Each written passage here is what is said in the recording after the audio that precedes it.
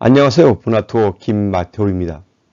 오늘은 꿈에 그리던 미야코에서 대실망한 프란츠코 하베르 편입니다.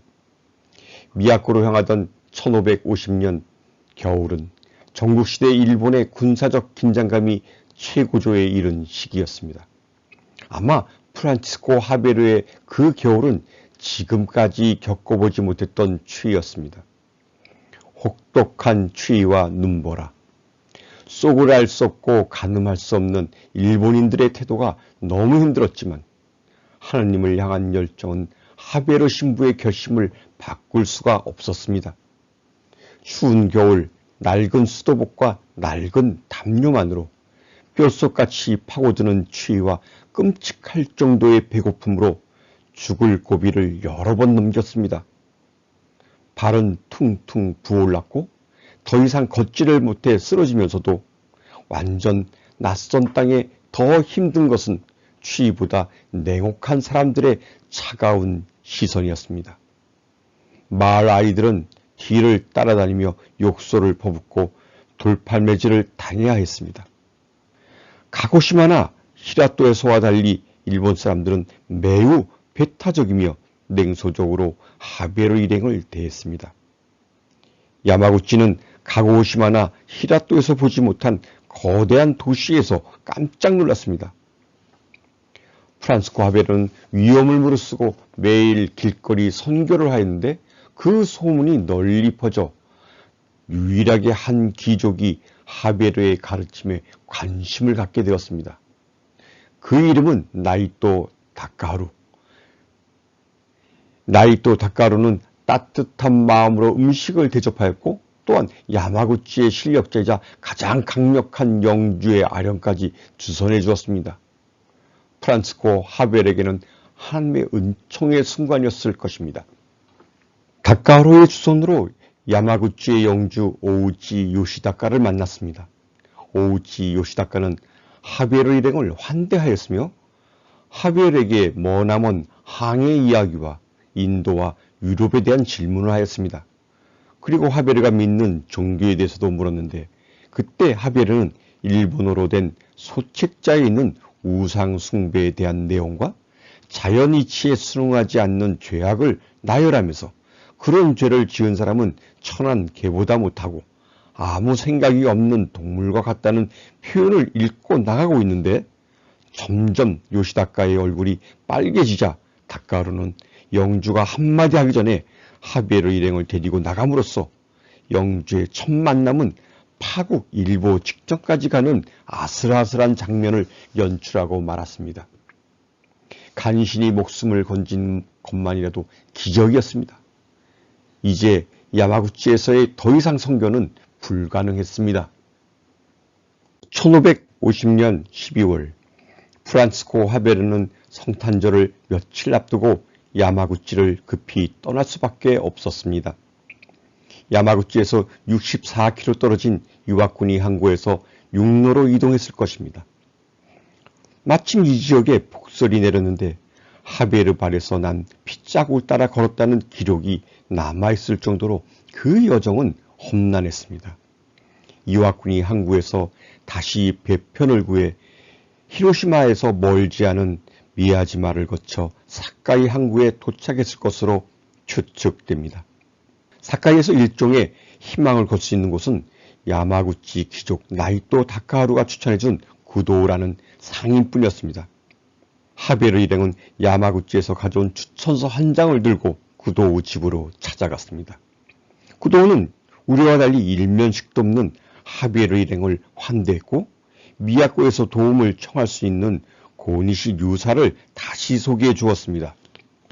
고니시 유사가 누구냐 하면 센코쿠 시대의 약재상이자 임진왜란 때 우리에게는 소서행장으로 알려진 고니시 유키나카의 아버지입니다.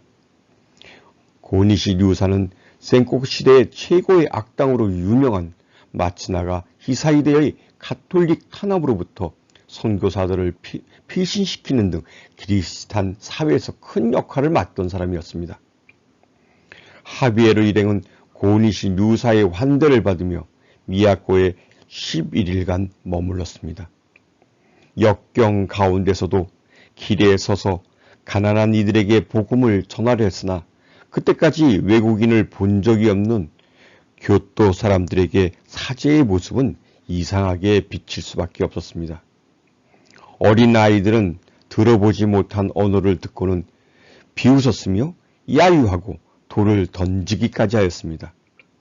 하비에르는 일본의 천황과 최고의 권력자 쇼군 아시카가 요시데루의 면담을 청원했습니다.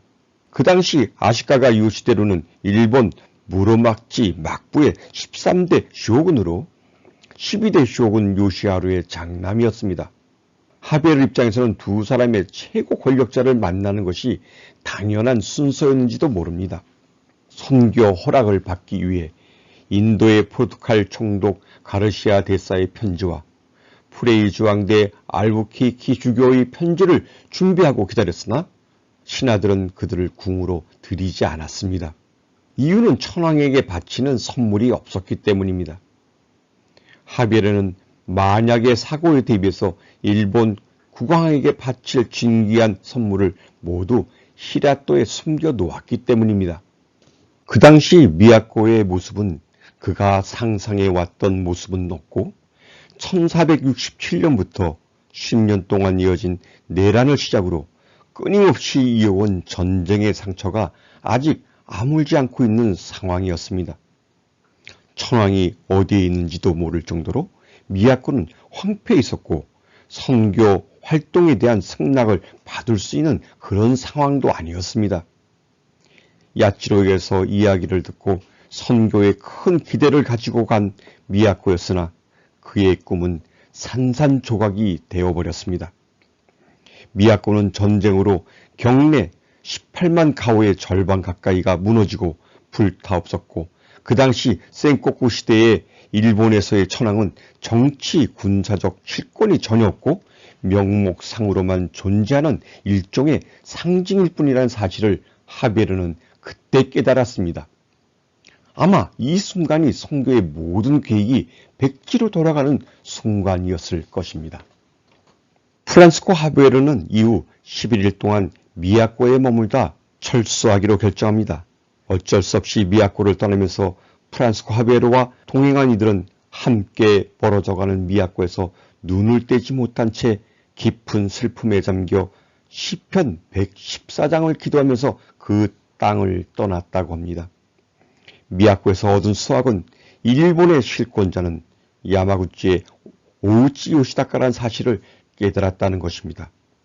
일본 선교의 마지막 가능성은 야마구치의 최대 실력자를 통해서 위에서부터의 아래로의 선교를 시도하는 것이었습니다. 야마구치에서 일본 선교의 물꼬를 터야겠다는 생각에 그는 서둘러 오우치 요시다카와의 아련을 다시 시도하면서 야마구치에서 주로 선교 활동을 시작하게 됩니다. 오늘은 프란치스코 하베르 성인이 야마구치까지 돌아온 이야기까지 순례하셨습니다. 다음 편은 프란치스코 하베르 야마구치의 선교편입니다.